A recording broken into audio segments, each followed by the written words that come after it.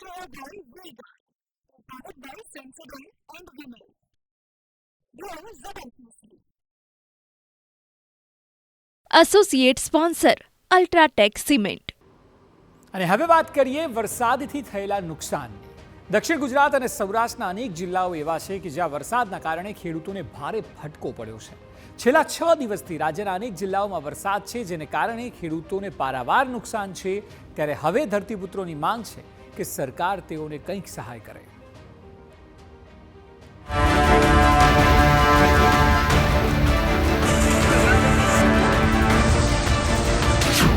વંટોળિયા વરસાદે વેર્યો વિનાશ.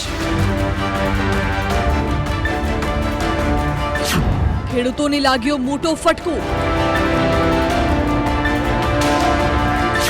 સરકાર ક્યારે કરશે મદદ? હવામાન વિભાગની આગાહી મુજબ રાજ્યમાં અનેક વિસ્તારોમાં કમોસમી વરસાદ કાળમુખો બનીને વરસ્યો છે. દક્ષિણ ગુજરાતના આદિવાસી પ્રભુત્વ ધરાવતા ડાંગ જિલ્લામાં છેલ્લા 6 દિવસથી વરસાદ અને વાવાઝોડાને કારણે અનેક સ્થળો પર નુકસાન થયું છે. ડાંગના શિવારીમાળ ગામમાં મોટા પ્રમાણમાં નુકસાન વેઠવવાનો વારો ગ્રામજનોને આવ્યો છે. ગામમાં અનેક ઘરોના પતરા ઉડી ગયા છે, તો મોટા પ્રમાણમાં ખેડૂતોને પાક આડો પડી જતા નુકસાન આવ્યું છે. આંબા પરથી કેરીનો પાક ખરી પડતા ખેડૂતોને પડ્યા પર પાટું જેવી સ્થિતિ સર્જાઈ છે. આજે આ જ્યાં જ્યાં નુકસાન થયું છે એ ઘરોની મુલાકાતે આવ્યા છે. બધું જ અમે બધી જ જગ્યાએ ગયા છે, બધું જોઈ રહ્યા છે. જે નુકસાન થયું છે એ બાબતે વહીવટી તંત્રની ટીમ, જે TCMથી માનીને બધા જ અધિકારીઓ અહીંયા છે, એ લોકો સર્વે કરી રહ્યા છે. અને આ બાબતે ડાંગના વહીવટી વડા એવા કલેક્ટરશ્રી અને DDOશ્રી સાથે પણ ચર્ચા થઈ છે. આખું વહીવટી તંત્ર અને અમે બધા જ લોકો સંકલનમાં રહીને જ્યાં જ્યાં આખા ડાંગ જિલ્લાની અંદર નુકસાન થઈ રહ્યું છે એનો અમે સર્વે કરાવી રહ્યા છે અને યથાયોગ્ય અમે બધા મદદ કરીશું. શિવારીમાળ ગામના 80 થી વધુ ઘરોના પતરા અને ઘરવખરી ઉડી ગઈ છે, તો મોટા ભાગે આદિવાસી લોકોની વસ્તી ધરાવતા ગામની હાલત દયનીય બની છે. જ્યારે બીજી તરફ એક ઘરમાં પરિવારના 7 સભ્ય મકાન નીચે દબાઈ જતા ઈજાગ્રસ્ત થયા હતા.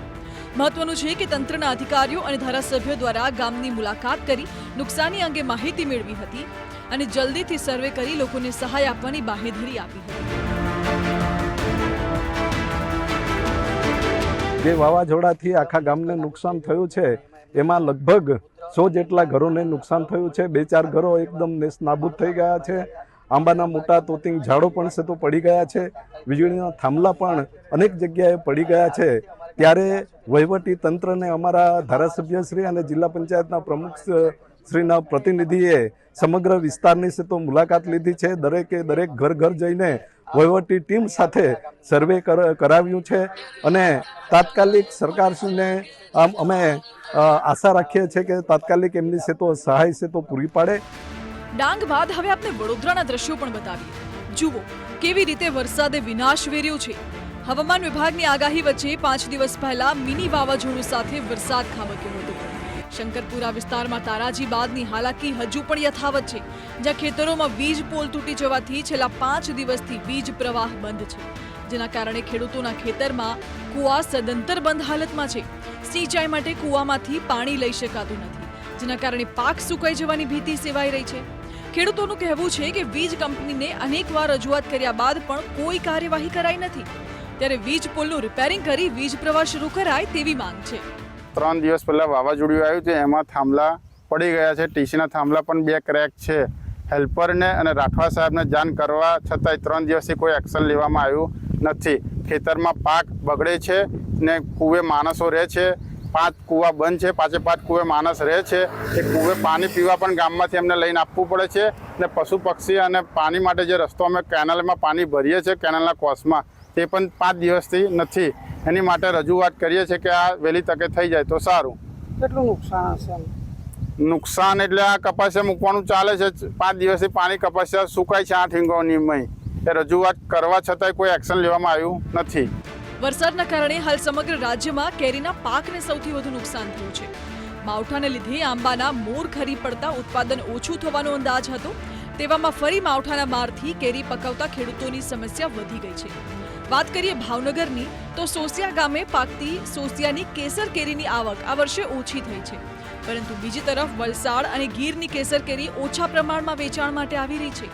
ગત વર્ષની વાત કરીએ તો દરરોજ 4000 કેરેટ કેરી વેચાણ માટે આવતી હતી, જ્યારે હાલમાં રોજની 2000 કેરેટ કેરીની આવક થઈ રહી છે.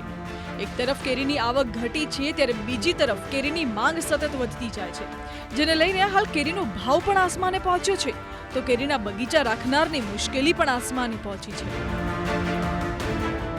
કેરીનો પાક આમ તો ઓછો જ છે, ઝાડ ઉપર જ કેરી ઓછી છે. એમાં ગઈકાલનું વાવાઝોડું જે આવ્યું, કદાચ બીજાની તો ખબર નહીં, ભાવનગર જિલ્લા પૂરતું, એટલે ભાવનગર જિલ્લાની માલપા એટલું બધું નુકસાન કર્યું કેરીનું, કોઈની સમા નહીં એમ. અને બીજું કે આ જે ભાવ છે એ આવું બધું થાય એટલે ખેડૂતને મોટો માર પડે, નુકસાન આવે. એટલે કેરી અત્યારે 500થી તે 2000 સુધી તોય છે, પણ કેરીની આવક જ ઓછી છે. તો ભાવનગરની બજારમાં હાલ કેરીનું વેચાણ ખૂબ જ સારું થઈ રહ્યું છે, જેમાં કેસર કેરી, હાફૂસ, લંગડો અને જમાદાર કેરી વેચાણમાં આવી રહી છે, જેના ભાવ હાલ ઊંચા છે. કેરીના હોલસેલ વેપારીઓનું કહેવું છે કે આગામી દિવસોમાં કેરીની આવક હજુ ઘટશે. જોકે કચ્છની કેરી હજુ આવવાની બાકી છે, જેની આવક જૂન મહિના સુધી થશે, પરંતુ ઉત્પાદન ઓછું થવાને કારણે આવનારા દિવસોમાં કેરીના ભાવ નીચા આવવાની કોઈ જ શક્યતાઓ નથી. ચોક્કસથી ગયા વર્ષ કરતાં આ વખતે 50% માલની આવક છે પીઠની અંદર. ગયા વર્ષે આ ટાઈમમાં 4000 થી 5000 કેરેટની આવક હતી. આ વખતે ઘટીને આખા પીઠમાં 2000 થી 2500 કેરેટની આવક છે ભાવનગરના પીઠામાં. ગમે એ કારણોસર વાતાવરણના ફેરના હિસાબે જે કંઈ મોર આવવાનો હતો એ ઓછો છે ગયા વખત કરતાં. કેરી પણ ઓછી છે.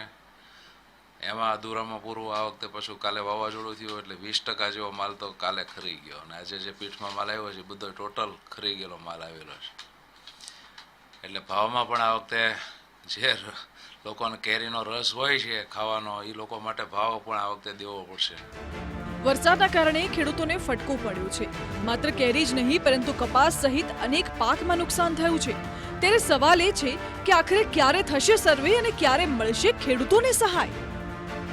Bureau report, TV9. Brought to you by Zebra, located by Sensodyne and Women. Grow ZMPC. Associate sponsor UltraTech cement.